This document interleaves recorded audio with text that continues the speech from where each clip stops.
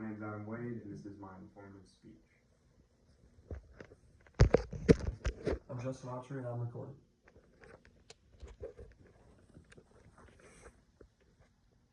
Good afternoon, everyone. My name is Adam Wade. This is my informative speech.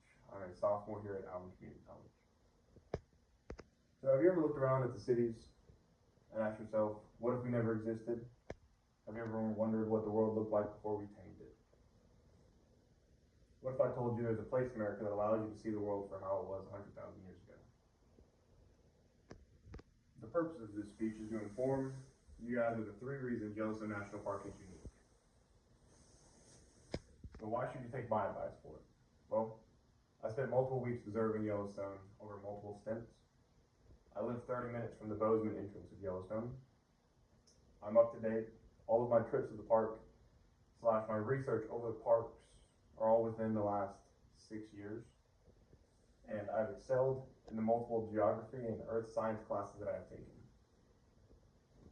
Well, why should you care? Well, preservation. It is our job as humans to help preserve the world around us for the generations to come. Appreciation. Understanding certain elements of the park will help you appreciate the hard work that many individuals have put into these parks. And taxes. Our tax dollars go into funding these parks, so it's important that you know where these tax dollars are going. The central idea that the Yellowstone National Park is unique for 3 major reasons. It is the oldest national park in the world. It is protected by many laws and acts, and it is one of the largest volcanoes in the world. So, learning outcomes. By the end of this speech, you will be able to demonstrate a greater appreciation for the park, describe certain features of the park, and distinguish Yellowstone from other U.S. national parks. So, my first main point is the history of Yellowstone. So, timeline of Yellowstone.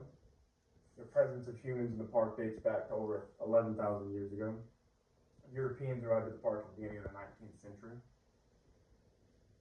Yellowstone was established as the first national park in the world in 1872, thanks to the Yellowstone National Park Act. The National Park Service was established in 1916, signed into law by Woodrow Wilson. And the Yellowstone gray wolf was reestablished in the park in 1995 after being completely extinct. So there were challenges in early Yellowstone. Poachers and fur trappers. Wildlife in the Yellowstone caldera has been sought after for generations. Wildlife such as gray wolves, bison, grizzly bears, bald eagles, elk, deer, moose, foxes, bobcats, and cutthroat trout. Imbalanced populations led to misfunctioning ecosystems in the caldera. So expedition, Lewis and Clark. Although they never made it past the Yellowstone River, a member of their expedition did. His name was John Coulter. They split away from him and explored / documented most of Yellowstone's hydrothermal features. Washburn, Langford, and Doane's expedition, when they arrived back home, the people doubted them because of the wild stories they told about boiling rivers and holes in the earth that shot water 100+ feet, and orange and red lakes that are clear as crystal. My second main point is the protection of Yellowstone. So there are many acts. The National Park Service gives us a timeline of the different acts that have been signed into law to protect the parks. In total, there are 22 acts listed on the National Park Service website. Acts that have benefited Yellowstone directly are ones such as Wild and Scenic Rivers Act in 1968, the National Trail System Act of 1968, National Environmental Policy Act of 1969, and the Endangered Species Act of 1973, all this coming from the National Park Service. So, a personal reflection on the protection. So, while spending time in Yellowstone, everything is made from biodegradable material, mostly wood. Park rangers are in all corners of the park, ensuring tourists maintain caution. They are not afraid to close portions of the park for any reasons. All geothermal activity is monitored by the park rangers. Paths are designed to keep tourists on the path. They are often elevated off of the soft, unpredictable geothermal ground. And according to the National Park Service, trash and recycling bins are ultra sealed, so trash does not escape and bears cannot break in. My third main point is the volcanic activity in Yellowstone National Park. So what is the Yellowstone caldera? Well, Yellowstone is known as a supervolcano. A caldera is characterized by sunken land caused by volcanic eruption.